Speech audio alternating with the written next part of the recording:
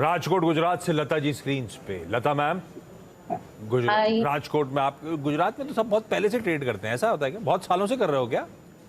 नहीं नहीं, मेरे 1 साल ही हुआ है। अरे ऐसे कैसे छूते थे अब तक शेयर बाजार से? अभी मैं फ्री हुई तो मैंने सोचा चलो मैं कुछ करूँ अपना। फ्री का ऐसे हुई? रिस्पॉन्सिबिलिटी से कुछ कम हुई रिस्पॉन्सिबिलिटीज, ऐसा है क्या? हाँ नहीं नहीं, ऐसे नहीं, बच्चे बड़े हो गए तो मैंने सोचा चलो अब ये टाइम पास करते हैं टाइम थोड़ा सा। पास? ये टाइम पास में पैसा आ रहा है कि पैसा जा रहा है? नहीं नहीं, अभी तो मिल रहा है।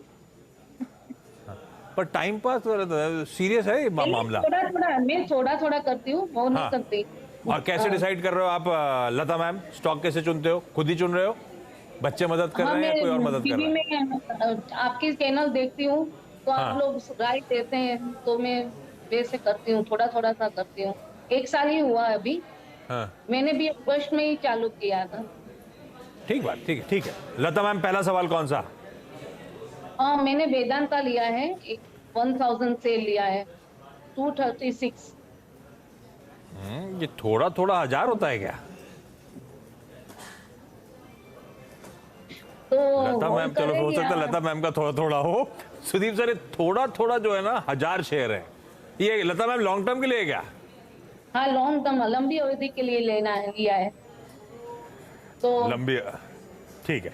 सुदीप सर 236 की बाइंग, वहीं खड़ा हुआ है 238 के आसपास, थोड़ा सा लिया है 1000 शेयर।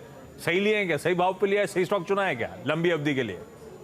देखिए, मैं पहली बात तो ये कहूंगा आशीष जी और लता मैम की मेटल सेक्टर में मुझे थोड़ा कॉशियस रहने का मैं सलाह दे रहा हूं, और मुझे भी थोड़ा नर्वसनेस है इस माहौल में।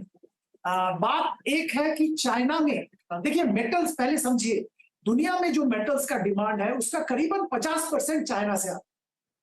कंपैरिजन के लिए मैं आपको समझाऊंगा, इंडिया का डिमांड 5%, तो आप समझिए 50% डिमांड चाइना से आता है। और चाइना में अगर अच्छा खासा कामकाज ना हो, चाइना की इकोनॉमी तगड़ा ना रहे, तो ये डिमांड कम हो जाता है, और डिमांड जैसे ही मेटल का कम होता है, ग्लोबली प्राइसेस में दबाव आ जाता है। तो आज के दिन में उम्मीद ये किया जा रहा है कि चाइना में शायद इंसेंटिव, कोई सरकार की तरफ से बहुत बड़ा बूस्ट, इकोनॉमी को बूस्ट देने के लिए कुछ स्कीम्स वगैरह आएंगे, उसके चलते मेटल्स के प्राइसेस बढ़ेंगे, और उस बेसिस पे मेटल्स के शेयर थोड़ा बहुत चल रहा है। मुझे इस पे थोड़ा शंका है, क्योंकि मुझे नहीं लग रहा है कि चाइना इतना बड़ा कुछ ऐसा इंसेंटिव दे पाएगा जिससे कि मेटल में बहुत बड़ा तेजी आएगी। और अगर ऐसा तेजी नहीं आता है तो शायद मेटल शेयर में बहुत बड़ा उछल आपको देखने को नहीं मिलेगा। तो अंडर द सर्कमस्टांसेस मैं मेटल्स में आपको स्ट्रिक्टली स्टॉप लॉस लगा के रहने की सलाह दूंगा। दूसरी बात है, आपने जो काउंटर चुना है उसमें भी कुछ क्वेश्चन मार्क्स हैं। एक तो कुछ गवर्नेंस रिलेटेड इश्यूज हैं, दूसरा इनके जो पेरेंट कंपनी है उसका डेट लेवल अनसस्टेनेबल है, जिसके चलते कंटिन्यूअसली डिविडेंड देना पड़ता है। वो तो शॉर्ट टर्म के लिए शेयर होल्डर्स के लिए अच्छा है, पर लॉन्ग टर्म के लिए शायद बोलना मुश्किल होगा उसका नतीजा कैसा होगा। तो वेदांता एज ए स्टॉक हम लोग थोड़ा अवॉइड करते हैं, और अवॉइड करने का ही सलाह देते हैं। आप क्योंकि आपने ले लिया है, आप स्ट्रिक्ट स्टॉप लॉस लगा के रहिए। इससे थोड़ा बहुत मुनाफे में है, मैं जो देख रहा था, स्ट्रिक्ट स्टॉप लॉस लगा के काउंटर में रहिए। शायद आपको थोड़ा बहुत अपस्विंग मिल सकता है चाइना में, अगर कोई ऐसा कोई स्कीम आता है, इंसेंटिव आता है, पर ओवरऑल मेटल्स पे सतर्क रहने की सलाह मैं निवेशक को अभी दे रहा हूं। मेटल्स को लेके कंसर्न सुदीप सर ने ब्यूटीफुली हाईलाइट करे, और उस पर वेदांता तो वैसे ही मेटल एज अ स्पेस को अंडर परफॉर्म कर रहा है।